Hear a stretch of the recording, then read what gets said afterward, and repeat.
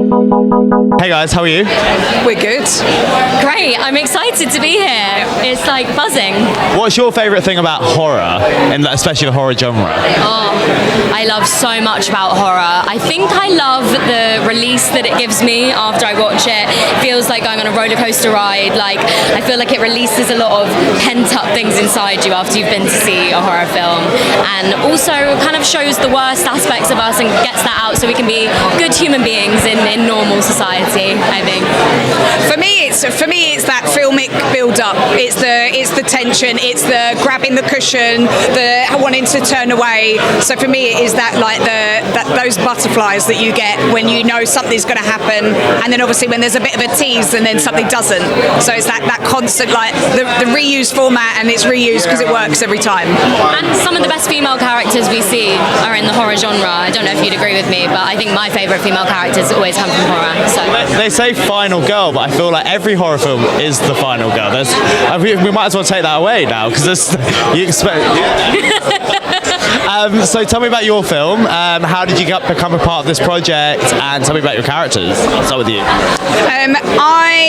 So Mark Coleman's first feature film, Manfish, I played Tracy in that movie, so we know each other quite well. I've known him for a long time, and so just fortune really that Manfish happened to do well. It did really well on the circuit, and so then people were like, oh, would you like to have a bit of money to make another film? And then he was like, Emma, I've written you in for this, and I was just like, okay, thank you very much. Is it someone nice this time? Is it someone kind? Is it someone pretty? And he was like, no, she's a manky old woman that starts the film murdering someone, and you'll be in bare feet or Crocs most of the time.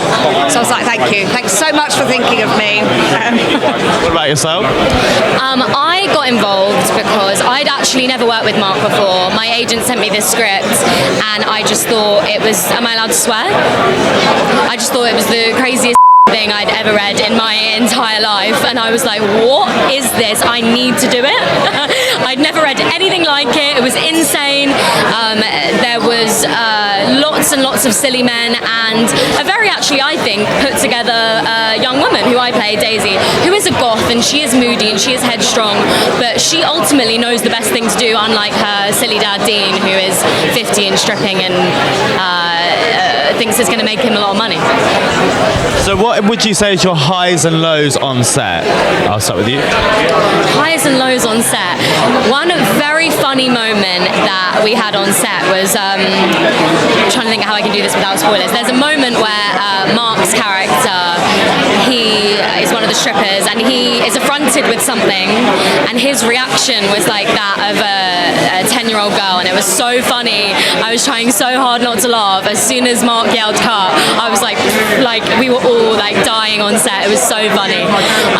But just the whole thing really, like the whole thing, because the film is kind of, you know, about these strippers. They go to this place to fight they don't know, but there are witches there, and they go on this journey. It kind of felt like a roller coaster while we were filming it, as well as the plot.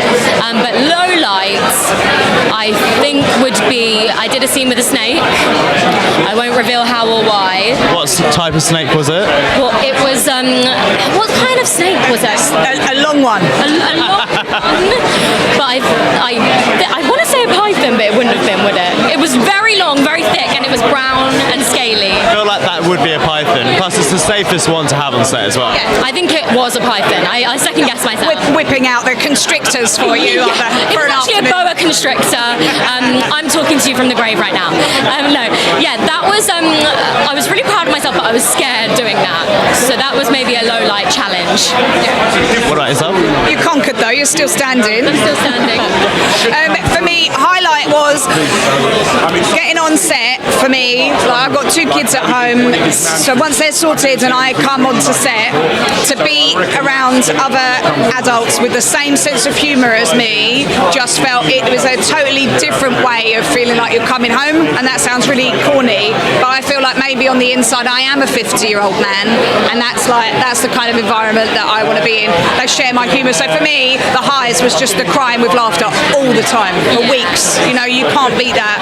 And for me, the low was definitely being fitted in a wig and the filth that was piled onto me makeup wise. And once they actually lost me on set because the wig gave me a migraine, so I was like laying down on the bar, across the bar stools in a working men's club. It looked like and a heavy like, where is Emma? And it's because I was conked out for wearing the wig for so long.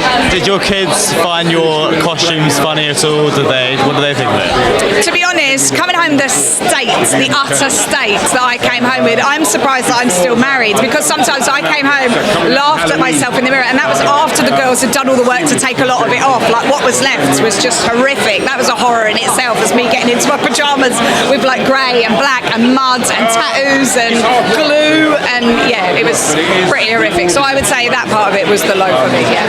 Where did you guys film? Sorry?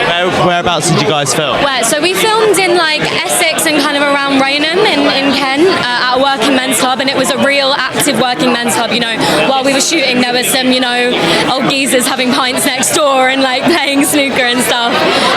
So yeah, but it was, I agree with you about crying with laughter. It's the funnest I've ever had on a shoot. Like, we really just took our characters and ran with them and played and had fun. But yeah, it was like Essex and Kent, but we were mostly inside from what I remember. We were mostly in there. Like, the film is mostly one location, which is the Working Men's Club, so that very much became part of our DNA the whole time being there.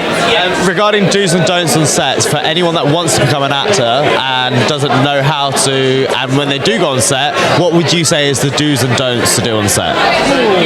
You've probably done more set work than me. Why don't we pick one each? Do you want a do or a don't? I'll have a do, you do a don't. Right, I'll do a don't. I would say don't. Just know that a lot of the time, if you're coming into performance, I've been an actor for a very long time, but coming into feature, I've come in quite late. And when you come from a background where you're having to scrabble around and do everything, when you're working doing like fringe theatre and stuff, you're everything from producer to costume to makeup to directing. You do it all. Whereas you just got to know that, you know what, just get your right, and it's up to everyone else to do their roles, and that is where feature films, I think, are so incredible, because the network of people you require to make it as good as it is and to make it work is that everyone just does their stuff, and so going in that, being able to let go of control, I would say, as an actor, to go in, you do your job, everyone else gets to do theirs. Right. I would say a do, and this is a big learning curve for me in my career. For me anyway, I think it's good for an actor to find the right balance between rehearsing but also being flexible and being open on set. You want to be able to discover something in the moment. I had one scene with Dean actually where I'm confronting him. He's my dad, and I feel like he hasn't been the best dad, and I'm confronting him, and some of the magic I found was in the moment right there, and I didn't, if I'd have been closed off to that because I've over-rehearsed, that wouldn't have been good. Another do, just be nice to everyone. No one's job is more important than anyone else's. I think sets can be a bit hierarchical sometimes, and I think we should work towards ending that. I think we're all creative, we all love film, and that's what we're doing. Don't sleep through your 10 alarms like me. I've done that so many times. Be on set on time if you can. Also, when it comes to horror films, if you could choose a horror franchise to be in, which one would you guys be in? My dream question. Oh my god. X. The X trilogy. I love it.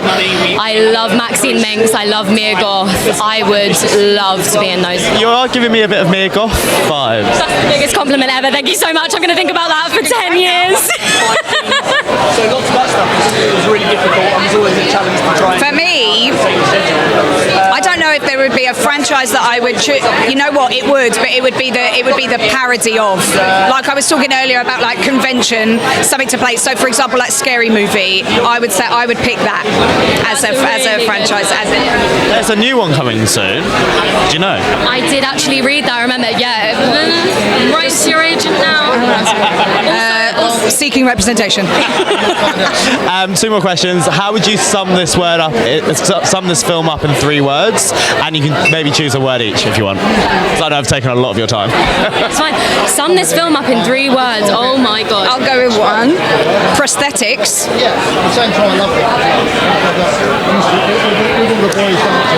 Do I have to be PG?